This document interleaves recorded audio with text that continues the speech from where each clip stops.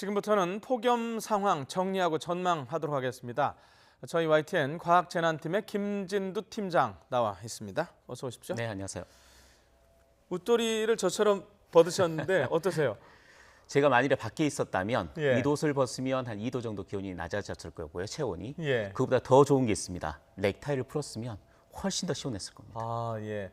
넥타이를 풀지는 제가 내일 다시 한번 고민을 해봐야 될 것 같습니다. 자, 우선 조금 전에 권혜인 캐스터가 그 명동에서 네. 전해주긴 했지만은 현재 기온 한번 정리를 해보죠. 워낙 그 기록 레코드가 많이 깨지니까 오늘도 그럴 가능성이 있는지 좀 보겠습니다. 제가 들어오기 전에 바로 한 2시쯤에 기온을 체크를 하고 들어왔는데요. 네, 전국에서 2시쯤. 예, 20분쯤 20분 전이네요. 전입니다. 예. 기온 더 올랐을 겁니다. 네. 전국에서 가장 높은 곳이 오늘은 서울, 경기와 영서 지방이 아니라 경상북도 의성에서 나왔습니다. 경북 의성이요. 네, 예. 기온이 39.8도, 40도에 예. 거의 육박했고 공식 기록입니다. 예. 그리고 영월 지역이 39.2도, 어제 전국 최고를 기록했고 한국 기상관측 사상 최고를 기록했던 강원도 홍천 지역이 37.8도, 네. 서울은 37.2도였습니다. 네. 추세로 보면 오늘이 최고 기록이 다시 경신되기는 조금 어려울 것 같습니다. 기록상으로는. 네. 제가 어제 점심 때도 뭐 잠깐 점심 먹으러 나가고 오늘 네. 점심 때도 잠깐 나갔다 왔는데 어제보다 오늘이 조금 더 더운 것 같아서 제 생각에는 오늘 어제보다 더 온도가 올라가는 거 아니냐. 저는 이렇게 제 몸은 그렇게 느꼈거든요. 네네. 아마 기저 효과인 것 같습니다. 예. 그동안 계속 폭염이 지속이 됐기 때문에 네. 도시 자체가 그만큼 달궈져 있습니다. 네. 기본적으로 한 35도 정도의 온도는 기본적으로 돼 있는 상태에서 예. 다른 요인들이 어떻게 작용하느냐에 따라서 39도를 넘느냐, 네. 39도 아래로 떨어지느냐가 차이가 날 것 같은데 네. 앞서 말씀드렸듯이 오늘은 수도권하고 영서 지방이 아니라 경북 의성이 최고 기온이거든요. 네. 그 말은 어제 서울하고 홍천 지역에서 최고 기온이 나왔던 것은 동풍 효과가 좀 가세했습니다. 네. 동풍이 불면 태백산맥을 넘으면서 태백산맥 서쪽 지역이 고온 건조해지는 현상이 나타나거든요. 네. 그랬을 경우에 어제 영서 지방과 수도권 지역이 전국에서 가장 더웠습니다. 그런데 네. 오늘은 동풍이 조금 약해진 것이 아닌가. 그래서 경상북도 의성 쪽이 전국 최고 기온이고 서울과 영서 지방은 물론 덥긴 합니다만 어제보다는 기온 상승 속도가 조금 늦춰진 것이 아닌가라고 분석을 하고 있습니다. 예. 서울 같은 경우 어제보다는 조금 낮을 것이다라는 네. 전망을 해봤는데 보통 3시 반이 최고 기온을 기록하는 보통 시간이죠? 한여름철에는 네. 일반적으로면 오후 2시에 최고 기온이 나오는데 이렇게 예. 뜨거워진 상태라면 4시에서 4시 반 사이에 최고 기온이 나오는 경우가 많습니다. 예. 뭐 그때 봐야 되겠지만 과학재난 팀장님의 데이터가 맞을지 제 몸의 온도계가 맞을지 한번 좀 보시죠. 보시고요. 네. 자, 어제 기온 모든 기록을 거의 다 깼어요. 111년 만에. 어제 기온뿐만 아니라 오늘 아침까지 아, 오늘 아침까지입니까? 더위 기록이 다 바뀌었습니다. 예. 전국 최고 기온은 네. 1942년에 대구에서 기록된 40도가 그동안 최고 기록이었습니다. 네. 기상 관측이 인천 지역에서 1904년도에 처음 시작됐습니다. 그러니까 예.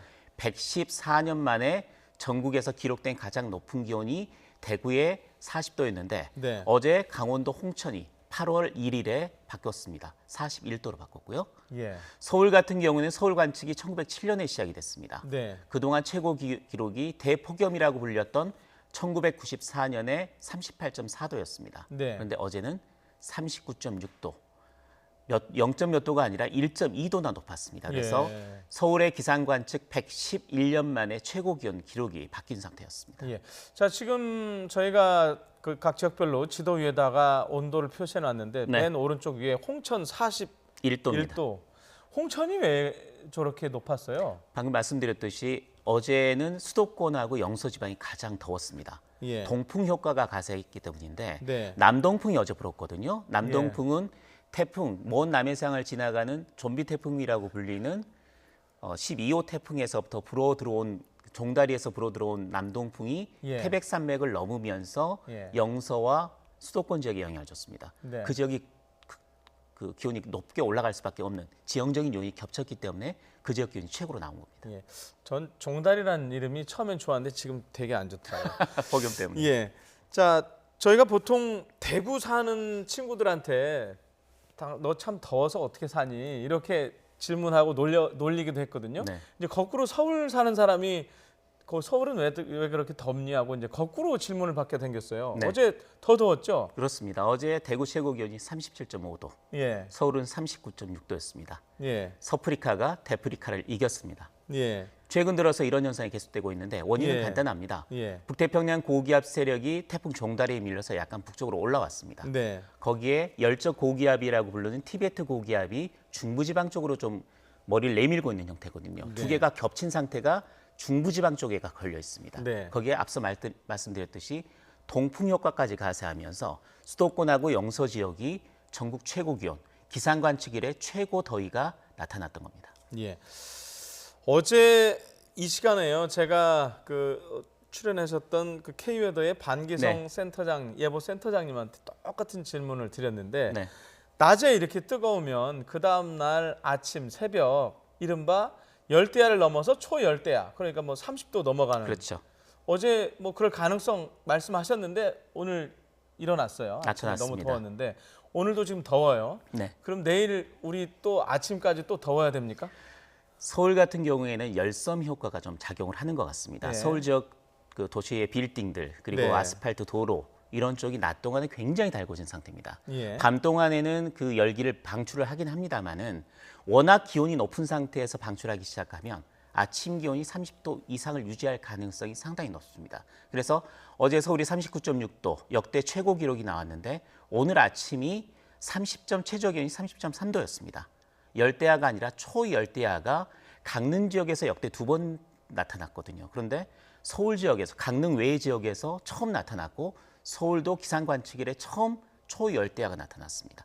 30.3도였습니다. 네. 오늘 기온이 적어도 39도 가까이는 올라갈 것으로 예상을 하고 있고요. 예. 도심이 워낙 계속해서 달궈져 있는 상태이기 때문에 밤사이에 열기를 배출한다고 해도 내일도 30도 근처에 초열대야가 다시 한번 재현될 가능성이 높다고 봅니다. 예.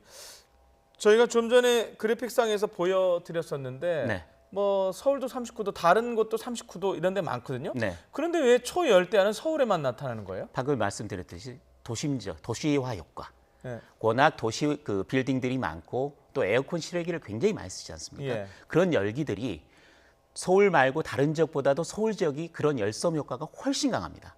따라서 다른 지역 같은 경우에는 밤사이에 충분히 그 열기가 식긴 하지만은 네. 홍천 지역 같은 경우도 오늘 아침 기온이 30도를 넘지는 않았거든요. 네. 도심 지역이 열섬 효과가 훨씬 강하고 다른 어떤 도시보다도 서울 지역이 열섬 효과가 가장 셉니다. 이 때문에 오늘 서울 지역이 유일하게 초열대야가 나타났다고 말씀드릴 수 있습니다. 예. 도시 말씀하셨으니까 죄송하지만 인천도 도시고 수원도 도시고 네. 굉장히 뭐 건물도 많고 그러거든요. 네. 그런데 왜 또 서울이냐만. 인천은 바다가 좀 있기 때문에 아, 그런 예. 효과가 좀 있고요. 예. 수원 지역 같은 경우에도 물론 서울만큼 도시화가 되어 있습니다만은 녹지가 서울보다는 좀 많습니다. 예. 그래서 서울 지역의 도시화 효과, 열섬 현상이 가장 심각하다고 말씀드릴 수 있습니다. 예. 저희가 요즘 기사 보도 내용을 보면 뭐 우리나라뿐만 아니고 네. 전 세계적으로 이렇게 폭염이고 덥다 이런 얘기를 많이 하는데 그 중에서도 유독 대한민국이 더 더운 것 같아요. 뭐 사막보다 더 덥다 이런 보도까지 제가 본 것 같아요. 아프리카보다 더 덥습니다, 실제로. 실제로? 예, 카이로 예. 지역이나 이런 데가 36도 정도 이집트에 네. 적도 근처거든요. 네. 우리나라는 그보다 훨씬 높지 않습니까? 39도까지 올라갔고 위도상으로 41도까지 높은데도? 네, 예. 41도까지 올라갔기 때문에 전 세계적으로 북반구의 올 여름철에는 열돔 현상들이 곳곳에서 발생했습니다. 열돔 현상. 열돔 현상이라는 거는 예. 굉장히 강력한 고기압이 위치를 하면서 기단 자체가 움직이지 않는 거거든요. 그렇게 네. 만들어진 게 북미 지역에도 만들어져 있고 유럽 지역에도 만들어져 있고 또 동아시아 지역에도 만들어져 있는 겁니다. 예. 그 열돔들이 계속 강력하게 자리를 잡으면서 초고온 현상이 이어지고 또 가뭄까지 이어지고 그러면서 산불까지 발생하고 있는 그런 상태거든요. 그런데 말씀드렸듯이 일반적인 열돔 현상이라고 하면 36도에서 39도 사이인데 우리나라는 네. 거기에 예. 지형적인 효과가 더해졌기 때문에 수도권하고 영서지방 같은 경우는 극단적인 그런 기온 상승이 일어난 거라고 보실 수 있습니다. 예. 뭐 정부에서도 지금 뭐 이런 폭염을 거의 재난 수준에서 이제 그렇습니다. 대응을 하려고 여러 가지 이제 준비를 하고 있는데 제가 기상청 관계자가 한번 오시면 제가 초대하면 여쭤보려고 하는 얘기가 네. 있는데요. 재난입니다. 분명히 이 정도의 네. 폭염은. 이전까지는 재난이 아니었습니다. 예. 그러면 보통 저희가 눈이 많이 오거나 네. 비가 많이 내리거나 이런 걸 미리 어느 정도 예상을 하지 않습니까? 그렇죠. 근데 올해는 이렇게까지 더울 줄 몰랐지만 네. 이렇게까지 더울지를 모르는 거를 왜 기상청도 모르고 있었을까요? 어느 정도 예상을 할 수 있지 않습니까? 기상청의 장기 예보 올 여름 전망은 완전히 틀렸습니다. 덥다는 얘기는 있었어요. 덥다라는 게 이 정도의 더위 예. 제가 그 취재를 하는 기자에게 계속 그 기상청에 문의를 해봐라는 게 두 가지였습니다. 하나는 네. 장마 기간이 장마가 보통 장마처럼 어느 정도 한 달 정도 기간 내에 비가 많이 오느냐. 맞아요. 장마 틀렸습니다. 네, 예. 그거를 하나 먼저 굉장히 물어봤고요. 빨리 끝났어요. 두 번째는 올 예. 여름이 조금 더울 것 같다. 예. 근데 더울 것 같다라는 게 1994년의 대폭염과 수준이냐. 네. 그다음 2위 정도의 폭염이라고 하는 게 2년 전 2016년도에 폭염이 굉장히 심했습니다. 네. 2016년 정도 수준의 폭염이냐, 아니면 일반적인 보통 평균적인 여름보다 조금 덥느냐라고 물어봤는데 그걸 제대로 이야기를 못했습니다. 아, 이미 취재를 했는데 네. 그랬군요. 그래서 아, 예. 여름 초반에 좀 덥다. 네. 중반까지는 좀 더울 수 있는데 그 이후에는 평년하고 비슷한 수준이라는 예보를 했었거든요. 네. 근데 장마가 예상보다 굉장히 빨리 끝났고 그러면서 이 열돔 현상이라는 특이한 현상이 나타나면서 기상청 예보가 완전히 빗나간 형태가 돼버렸는데 네. 열돔 현상 예측은 솔직히 좀 어려웠을 겁니다. 네. 하지만 뭔가 상황이 변화됐을 때 어느 정도 한 번 정도 좀 수정해주는 예보라는 건 틀릴 수가 있기 때문에 어느 정도 수정을 해서 국민들에게 제대로 된 정보를 제공하는 그런 노력은 조금 아쉬워 보입니다. 예. 말이 나온 김에 네. 제가 아까 좀 기분 나쁘다고 한 그 이름 종다리. 네. 그 예상도 사실 틀린 거 아닙니까? 종다리 예상은 맞았습니다. 몇 번 예상은 많은 들어올 거냐. 국민들한테 어찌됐든 희망을 줬잖아요. 네, 처음에는 종다리가 올라올 거라고 예상을 했던 것도 예, 있었고요. 예. 근데 정확하게 기상청이 이게 올라와서 우리나라의 폭염을 누그러뜨릴 거다라는 예측은 하진 않았습니다. 네. 희망 섞인 언론들이 분석을 좀 했었던 아, 부분이고 일부 전문가들이 뭐, 그런 예. 이야기를 하셨던 예. 거였고요. 종다리는 제가 봐도 정말 특이한 경로로 이동을 했습니다. 죽었다 살아나고. 또 죽었다 살아났고요. 예. 또 일본에서는 실제로 이게 역주행을 했다. 아, 역주행됐습니까? 일본 규슈에서 예. 해상으로 나왔다가 다시 들어갔다 나왔답니다. 지금 종다리 죽었습니까? 살았습니까? 지금 다시 살아서 중국 쪽으로 향해 가고 있습니다. 아직도 살아 있습니까? 그 영향이 지금 우리가 받고 있는 거죠. 종다리가 올라왔으면 그 폭염은 깨졌겠죠. 그런데 위에 폭염이 워낙 강했던 겁니다. 그러니까 네. 그 폭염을 깨질 못하고 밀려서 중국으로 들어간 형태이기 때문에 이게 종다리가 참 아깝긴 하지만 네. 그만큼 폭염의 기세가 셌구나. 우리나라의 폭염을 몰고 온 기단이 굉장히 강했구나라는 걸 다시 한번 알 수 있는 계기가 되기도 했습니다. 예. 자, 이렇게 지금 뭐 며칠인지 지역에 따라 다르지만은 뭐 열흘, 뭐 20일 가까이 된 곳도 있고요. 밤낮으로 지금 덥다 보니까 체력이 떨어져서 이른바 온열 환자가 네. 너무 많이 늘었어요. 사망자도 너무 많고. 어느 정도 수준입니까, 지금? 지난해에 비교하면 적어도 두세 배 이상은 늘어났고요. 네. 그 2016년도에도 굉장히 더웠다고 말씀드렸는데 네. 그때도 굉장히 많았었습니다. 그런데 그때 수준보다도 오히려 더 높습니다. 네. 발생 숫자도 굉장히 늘어나고 있는 상태고 지금 2,200명, 2,300명이 넘고 있는 상태이기 때문에 이 정도라면 1994년도 온열 질환에 대한 예측이 없었을 때에 버금가는 그 정도의 숫자라고 볼 수가 있습니다. 환자도 환자지만은 저 사망자 숫자가 참 걱정인데요. 지금. 사망자는 뭐 역대 실제로 온열 질환 집계를 한 이후에는 가장 많은 숫자가 온열 질환으로 사망자가 발생한 그런 상태가 됐습니다. 예. 그만큼 올 여름 더위가 만만치 않았고 일부 지역에서 정말 기록이 바뀔 정도로 대단했다라는 것을 이런 데이터를 보고 실감할 수 있습니다. 예. 저희가 자주 말씀은 드리지만은 어쨌든 오늘도 정말 40도를 왔다 갔다 하는 네. 폭염이기 때문에 이런 폭염 속에서 어떻게 건강 관리를 또는 온열 환자를 예방을 해야 되는지 좀 뭐 많은 분들이 알고 계시지만 다시 한번 좀 설명을 해 주시죠. 항상 똑같은 이야기를 할 수밖에 없는데요. 네. 가장 더울 때인 12시부터 6시까지는 노약자는 야외 활동을 좀 자제하는 게 오후 좋다. 6시까지요? 네, 6시까지 자제하는 게 좋고 카페인이 섞인 음료수보다는 물을 자주 먹거나 이온 음료를 자주 먹어야 된다. 네. 이런 부분 여러 가지 이제 이런 온열 질환 수칙이 나오는데 네. 12시부터 6시까지 집에만 있으면 정말 덥습니다. 네.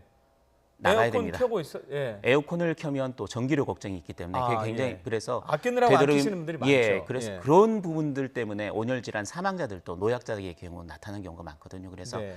그 주변의 동사무소나 그런 쪽에 가면 공공시설에 가면 공공시설, 예, 은행, 도서관 그렇죠. 그런 쪽에 예. 가거나 아니면 그 더위 쉼터 같은 곳이 있습니다. 예. 지방자치단체 쪽에서 운영하는 지역이 있는데 어르신들은 경로당 같은데 그런 데 가거나 그래서 에어컨 시설이 있는 쪽으로 낮 동안에는 이동을 하셔서 거기서 휴식을 취하는 게 가장 좋을 것 같고요. 예. 저는 일본 사례를 저희들도 좀 고민을 해봐야 될 거라고 생각합니다. 일본이 어떤 거죠? 올해 41도를 넘는 초고온이 나타나면서 언론에서부터 이야기를 했답니다. 이런 온열질환 수칙이 아니라 네. 이번 더위는 사람이 죽을 수도 있습니다. 어. 굉장히 강력하게 이야기를 하면서 경고를 하고? 경고를 하는 경각심을 높이는 그런 그 방송이 올해부터 시작이 됐다고 하는데 우리도 그 부분을 좀 고민해야 되지 않을까 그런 생각이 들 정도로 올해 더위는 정말 만만치 않습니다. 예. 자, 계속 뭐 어제 반기성 센터장님한테도 했지만은 자, 제일 어찌됐든 이제 궁금한 게 네. 답답한 게 언제까지 이럴 거냐는 겁니다. 오늘이 언제까지? 고비입니다. 오늘. 네, 자, 그럼 오늘 이후는 좀 떨어집니다. 떨어진다. 지금까지는 어제와 오늘이 최고 그 가장 절정기였다고 한다면 오늘을 고비로 해서 내일부터는 최고 기온 예보가 조금 1도씩 떨어집니다. 그래서 내일은 서울의 경우 38도, 예. 모레는 37도입니다. 1도씩. 예, 그리고 그 다음 주에는 35도 정도로 낮 기온이 떨어집니다. 예. 그런데 다음 주 후반이 좀 문제인데요. 다음 주 후반이요? 예, 다음 주 후반에 기상청이 아직 중기예보에 반영을 하지는 않았습니다만은 소나기가 내릴 가능성도 좀 있고요. 또 비가 내릴 가능성도 좀 있습니다. 보입니다. 다음 그렇기 주 때문에 후반에? 다음 주 후반 가능성? 가능성이 있기 때문에 예. 그때가 지나고 나면 다음 주 후반에 만일에 소나기나 비가 한 차례 정도 내려주고 나면 그 다음 주 정도는 서울의 경우 낮 기온이 35도, 폭염 경보 기준에서 33도 정도 주의보 수준 기준으로 한 단계 낮춰지지 않을까 그렇게 기대를 합니다. 33도만 돼도 좀 훨씬 낫습니다. 견딜만 하지 네, 않을까 그렇습니다. 싶은데요. 어제 저희가 말복 8월 16일 얘기했는데 그 사이에 입추도 있더라고요. 네, 그렇습니다. 입추가 곧 올 텐데 그 이후라고 보면 되는 건가요? 말복 이후로 봐야 되겠죠. 아, 입추는 그냥 말 그대로 입추고 네, 날씨는 여름이고. 네, 말복 근처에서부터는 기온 자체가 그 시점 자체도 그렇습니다. 더위도 아무리 심한 더위도 한 고비는 좀 넘기는 정도의 시기거든요. 거기에 네. 중간에 소나기나 비가 와준다면 네. 충분히 어느 정도는 견딜 만한 더위 수준으로 약화될 것으로 기대를 하고 있습니다. 예. 자, 시간 관계상 마지막 질문 하나 드려야 될 것 네. 같은데 오늘 이제 서울 같은 경우 제가 서울에 있어서 서울 질문만 해서 뭐 죄송합니다만 열대야 중에서도 이제 초열대야 30도 이상이 될 거라는 예상이라면 네. 밤에 주무실 때 대부분의 분들 에어컨 켜고 주무시는 분들 많을 거예요. 뭐 네, 저도 개인적으로 그렇죠. 그렇지만은 이 에어컨 켜고 자면 잘못하면 또 감기 들 경우도 있거든요. 이거 어떻게 조절해야 되는지 혹시 온도 자체를 좀 주무실 때는 밤에는 어쨌든 기온이 내려가거든요. 저는 개인적으로는 28도 정도를 그 맞춰 놓고 정도면 삽니다. 괜찮습니다. 그 정도 하거나 예. 에어컨을 조금 더 온도를 높이고 선풍기를 좀 틀어놓는 것도 아, 괜찮습니다. 에어컨을 켜고 선풍기하고 같이. 그래서 환풍이 되는 형태로 해서 좀 그 에어컨 온도를 약간 높인 상태에서 한다면 예. 훨씬 더 건강하게 잠을 주무실 수 있을 것 같습니다. 그럼에도 불구하고 새벽에 아침 일찍은 에어컨을 끄고 문을 열어놓는 게 낫습니까? 그렇습니다. 아침에는 문을 열어놓는 게 훨씬 낫습니다. 아침 아니면 기온이 30도가 넘더라도. 30도가 넘더라도 바깥 기온을 환기를 한번 시켜주는 게 굉장히 중요합니다. 예, 알겠습니다. 여기까지 듣도록 하겠습니다. YTN 과학재난팀의 김진두 팀장이었습니다. 고맙습니다.